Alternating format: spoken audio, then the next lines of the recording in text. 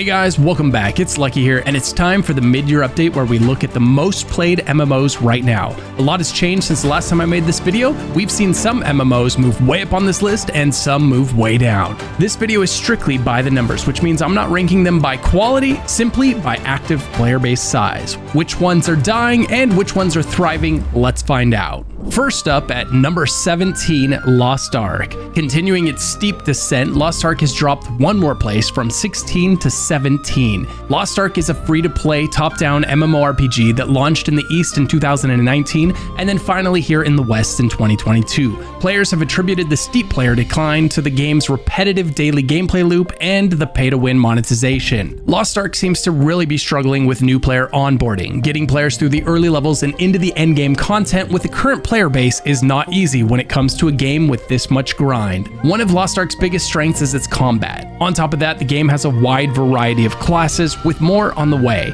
each with their own look and feel to make sure anyone can find the right class for them. If we look at Lost Ark's trends, we can see that interest in Lost Ark exploded in February of 2022 when it launched in the West, but then quickly lost those players as time went on, leaving it all the way down here in last place at number 17 on the list. Next up, we have Albion Online, which has moved up one position to number 16 on the list. Albion Online is a fantasy sandbox MMORPG that was released in 2017 and is available on PC, Mac, iOS, and Android, and it's free to play and full of pay for power. This one's not for the faint of heart because Albion Online is a full loot PvP MMO. Fortunately, if you lose a full loot PvP fight, it's not too terribly difficult to recover from. Most players are running around with gear that is only worth about 1% of their net worth. Once you've been looted by an enemy, all you have to do is go back and buy replacement gear, and the game has made this process as easy as clicking one button in the shop. The game features a massive progression tree where the more you use something, the more you level it up and unlock things down that branch of the tree. Albion Online does not require a mandatory sub, but it does offer an optional sub that will greatly reduce the grind to your max level. The game has attracted a niche audience, helping it make it onto this list. If you're looking for something different and high stakes that feels like a MOBA and an MMO merged into one beautiful creature, Albion Online might be a good choice for you. Falling 3 places all the way down to number 15 on the list is Throne and Liberty. This MMO has definitely fallen short of expectations. It's a gorgeous PvP-centric MMO with very little PvE. Combine that with the fact that it's got massive pay for power, and you end up with an MMO for a very niche audience. Players complain about a lack of content and a repetitive daily gameplay loop, burning them out on the young game. While fans of the game love the group PvP battles, I really hoped this would be the next big MMO, but sitting down here at number 15 on the list, less than a year after its release, it's not looking likely. Next up is Lord of the Rings Online. But first, if you play one of the most popular games in the world to level 20, the developers will spend their money to plant a tree for you. So if you want to be responsible for adding what will one day be a massive tree to the planet, use my link in the description below to jump in and get to 20 today. I love playing this game while I'm watching Netflix and YouTube. It's just plain fun to be progressing and leveling up your team while you relax. Whether you're fighting your way up Doom Tower or advancing through the campaign, it always feels fantastic to have OP champions to make the start feel fast and easy. And you're in luck. Right now, if you use my link, you'll get Epic Champion Tagoar right off the bat. And once you get to 15, you'll unlock Epic Fayne. Best of all though, you'll get the insanely powerful and legendary champion Green Warden Rourke 72 hours after downloading the game using my link. Just use code TREEHUGGER. Use Green Warden to absolutely dominate your opponents. He's a tank who becomes almost unkillable with a regeneration set on. He even automatically shields allies who take more than 10% damage. So what are you waiting for? Use my link in the description or the QR code on screen to download Raid and get to level 20 using my code. And know that you are responsible for making Raid spend its money to plant what will one day be your massive, beautiful tree. Once you get into the game, be sure to search for Clan Vegeta Bestark 8888, and I'll see you on the battlefield. Massive shout out to Raid for sponsoring the channel so that I can make videos like this for you. Now, let's get back to the video. Next up is Lord of the Rings Online, holding on to the number 14 spot. It was released in 2007, and then in 2010 the game went from being subscription-based to being free-to-play. Lord of the Rings Online is a classic theme park MMO. It's got a respectable Lord of the Rings-inspired story with some really solid voice acting. Like many of the free-to-play MMOs, it's not massively popular, but it's alive enough to enjoy it. It's worth noting that in order to have access to all of the races and classes, you'll have to spend money, so you aren't quite getting the full experience for free. You can also choose to sub for $15 a month in order to get things like extra inventory space and extra quests. If you want a fun little trip down nostalgia lane and a classic MMO experience that you can enjoy for free, maybe try Lord of the Rings Online. Next up at number 13 is EverQuest. Sitting here as the oldest MMO we'll talk about today, launched all the way back in 1999. EverQuest still has a small but respectable population, still popular enough to hold on to the 13th spot on the list, but before WoW, when no one knew what an MMO was, there was EverQuest. This game has the classic MMO formula because it invented a lot of it. EverQuest can be punishing. Dying can mean you have to go back and pick up your corpse to get your gear back. Pulling an extra mob can spell your death. This old MMO is still getting expansions today, which is definitely contributing to the fact that it's still this high up on the list today. It's worth noting that it might be hard to do group content if you're not someone who's willing to multi-box, as this is one of the more popular ways to play the game these days. Next up, falling farther than any other MMO on the list this time around is New World, dropping from number 6 to number 12 after seeing a brief population spike during its relaunch, where it changed its name from New World to New World Eternum. This is one of the few MMOs that you can play on PC, Xbox, and PlayStation. As far as MMOs go, New World is one of the most fairly monetized ones out there, featuring very little in the way of things that could be considered pay to win. The game is buy to play with an optional battle pass. New World features a massive seamless open world for you to explore, and that's where it definitely shines. When you're out exploring, questing, killing and gathering, and all the things you stumble into along the way. Every bush, tree, or rock can be gathered to level up your crafting and gathering. New World features the trinity of tank, healer, and DPS and has some incredibly challenging dungeons and raids. New World brought some unique ideas to the MMO genre, but has failed to release a steady stream of content for the players that do enjoy the game, leading to many of them drifting away from this new MMO faster than they would have liked. It's also worth noting that this same studio is currently well underway on a Lord of the Rings MMO, which has undoubtedly taken some of the resources and experienced developers from the New World team, possibly contributing to the lack of content. Next up, we have EVE Online, moving up 4 spots to number 11, though this is less the result of its population increasing and more the result of other MMOs' populations decreasing. EVE Online released way back in 2003, and it's an MMO where your goal is to build and upgrade a powerful spaceship so that you can join up with others to vie for control of the most profitable sectors of space. It's free to play with the option to pay money to do things like access more spaceships sooner. It also has an optional sub, and this sub is the most expensive subscription on the entire list today, sitting at $20 per month. As with most optional subs, fans of the game will often tell you that if you intend to fully enjoy the game, the sub's not so optional. PvP in EVE Online is high stakes, as when your ship is destroyed, it does not respawn. No, you must build it again, so be prepared to spend days, weeks, or even months refarming materials to get your ship back. EVE was never the biggest MMO, but it and its fan and its developers have kept it on this list for over 2 decades, likely because there's nothing else like it. Now for the top 10. Holding on to the 10th spot, BDO is known for its beautiful graphics and flashy combat. It's an open world game with very little in the way of instanced content. You don't play BDO for the dungeons and the raids. You play BDO to go out and kill things in the open world, often for hours on end, just to gain a few % of a level. It's very much a grindy game. It's important to note that this is an always-on PvP game. Once you hit 50, the PvP is on. For the most part, anyone can kill you at almost any time. This doesn't mean they will, but this is definitely one of the unique qualities of this game that makes it popular among PvPers.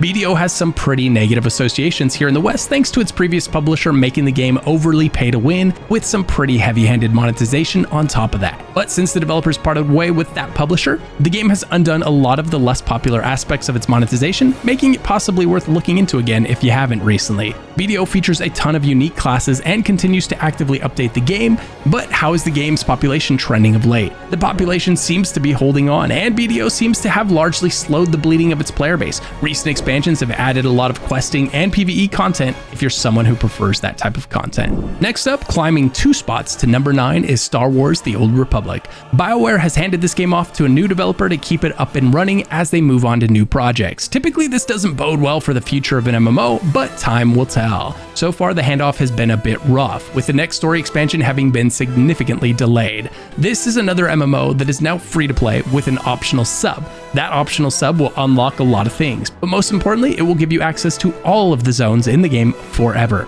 even if you only sub for 1 month and then cancel. And veterans of the game will tell you that's exactly what you should do if you want to experience SWTOR. Star Wars: The Old Republic is most known for its amazing class stories that immerse you in the world of Star Wars, which are fully voice acted and are incredibly well fleshed out and written. It's not a bad game to pick up and play with a friend, as it does feature level scaling, which has resulted in the questing experience being very, very easy. So you'll definitely be jumping in for the story rather than the challenge. The population has been sliding over the years, albeit slowly, but now that the developer has handed this game off to a new dev, we'll be keeping a close eye on it. Moving up one spot to number 8 is Guild Wars 2, which had an explosive launch back in 2012 and has since been one of the most popular MMOs on the market. As MMOs go, Guild Wars does an excellent job of encouraging zone exploration and completion, and tried hard to break the mold of having players run from one yellow exclamation mark to the next. And it largely succeeded. Guild Wars 2 features a very generous free trial. The first 80 levels are completely free, and the game does not feature a sub, not even one of those quote-unquote optional subs.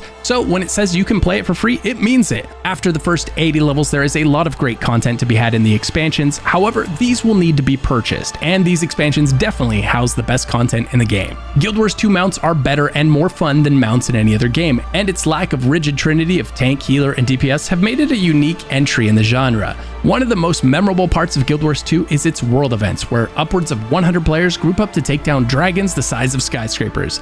These fights are truly a sight to behold, and it's really cool to see that many people in the community all get together to take one of these things down. How is Guild Wars 2 trending? Well, it seems to have seen a peak with its End of Dragons expansion in 2022 that it has been slowly falling from since.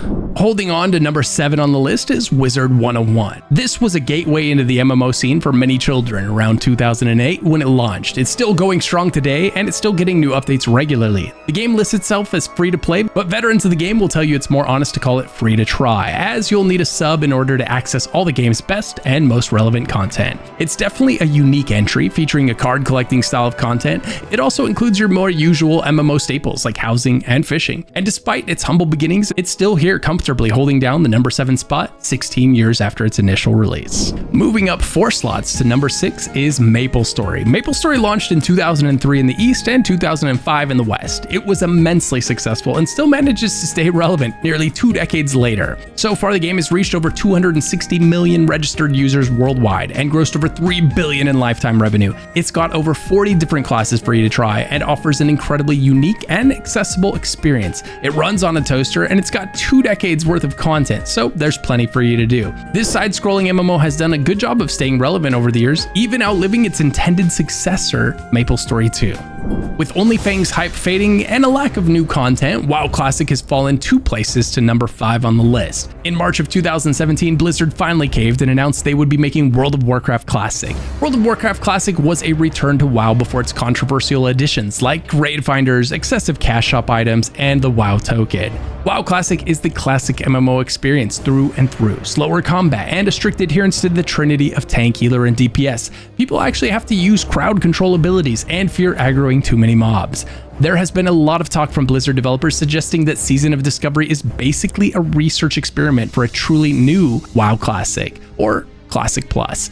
They say they've learned a lot about what makes Classic classic, and there's a lot of things they did in Season of Discovery that they would never do again. I've been saying for a long time, I hope WoW Classic will eventually do what old school RuneScape did and carve its entirely own path, completely forking from retail WoW. I think this is the only way we'll see it hold players' attention for longer periods of time than it currently is able to. I hope in this new version of Classic WoW, they do everything they can to avoid becoming another dungeon queue simulator. We already have retail WoW for times where all we want to do is log into the dungeon and raid finder. WoW Classic, sitting at number 5, is further proof that there is a strong appetite for the classic MMO experience, untainted by WoW tokens, microtransactions, and loot crates. Speaking of loot crates, moving up 1 place to number 4 on the list is Elder Scrolls Online, which just announced it would no longer be following its annual chapter expansion model, instead opting for seasons. The developer says this is to facilitate the creation of more varied content. This change comes with an additional new monetization model. So now ESO will have a subscription model like a normal MMO, but it will also have a seasonal battle pass that you can pay for on top of that. At first glance, this sounds to me a bit like they are double dipping and even triple dipping if you count the loot crates that all of the good cosmetics are locked behind. I'll be curious to see how this is implemented and how it's received by the players, and I'll keep you guys posted. ESO has 12-player raids, 4-player dungeons, as well as a ton of single-player content for you to enjoy. It definitely leans towards the casual MMO player and stands out as one of the more story-driven MMO experiences out there. Elder Scrolls Online features action combat, so if you're used to tab targeting in MMOs of old, it's going to take a little bit of getting used to.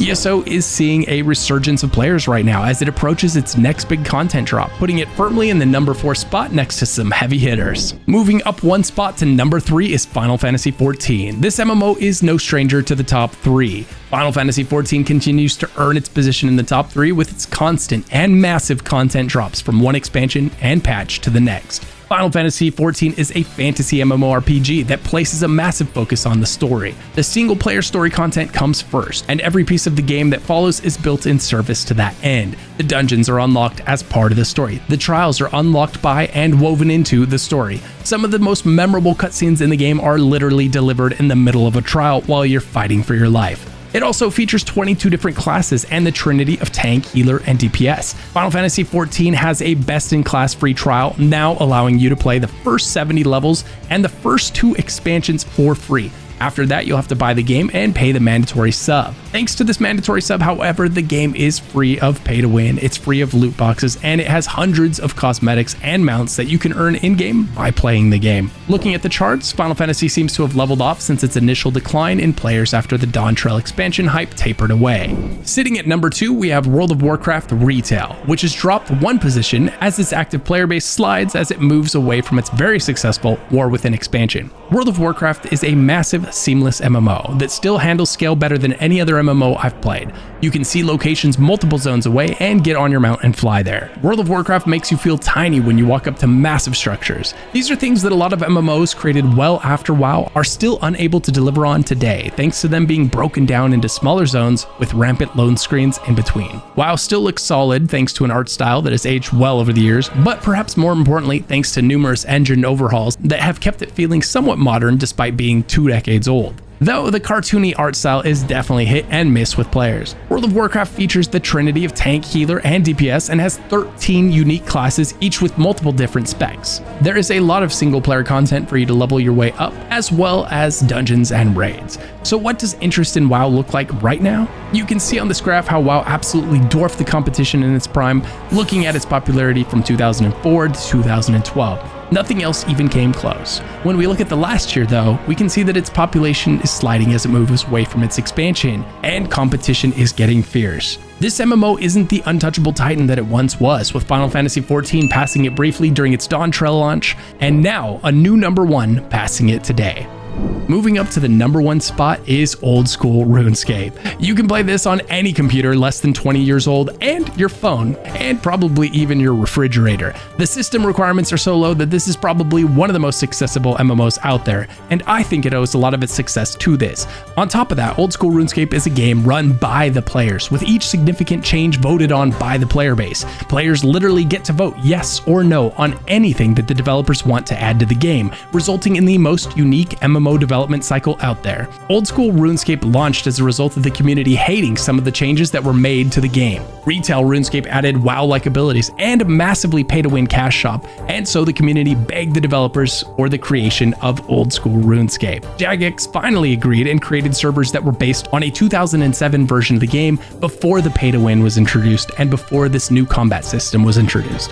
RuneScape is unique because it does not have the player follow a linear storyline, but instead has the player choose their own path through the game. Players can choose to kill monsters, go off questing, or level up one of their many different skills. Old school RuneScape is a make the numbers go up game. You skill up and level up your crafting, your sword wielding, fishing, anything you can think of, you level it up by using it. RuneScape is a very sandboxy MMO that allows for a lot of AFK skilling, and thanks to its slow pace and incredibly low computer requirements, it's very accessible. It's got some pretty involved quests that would be near impossible to figure out without the help of add-ons and guides, but it's as old school as it gets with a very clunky combat system and user interface. It will definitely take some patience and getting used to if you're going to try this one for the first time in 2025. This is the first time old school RuneScape has hit the number 1 spot during one of my semi-annual updates to this list. And I think there's going to be a lot of old school RuneScape fans that aren't surprised at all, and I think there's going to be a lot of people that don't play old school RuneScape and they're looking at this MMO going, how can this be the most played MMO right now?